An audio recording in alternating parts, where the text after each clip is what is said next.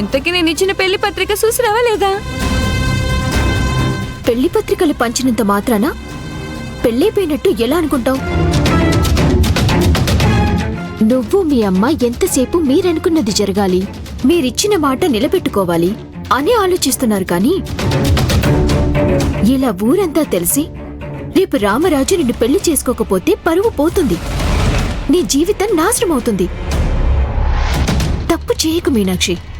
అయిపోయినాదా నీ ఉపన్యాసం? మంచేదో చెడేదో నువ్వు నాకు చెప్పాల్సిన అవసరం లేదు. నేను చెప్తున్నా, నేను మీ అమ్మమ్మ వాళ్ళు పెట్టిన ముహూర్తంలోనే రామరాజుకి నాకు పెళ్లి జరుగుతుంది, జరిగి తీరుతుంది. దీన్ని ఎవ్వరు ఆపుతారో నాను చూస్తాను. మనిషిని మనసుతో గెలవాలి, ప్రేమించిన వాడితో జీవితం పంచుకోవాలి అనుకుంటే ప్రేమతో సాధించుకోవాలి. అంతేకాని పంతం పట్టి పిచ్చి ప్లాన్లు వేసి ఎప్పటికీ ఒక మనిషిని సొంతం చేసుకోలేరు.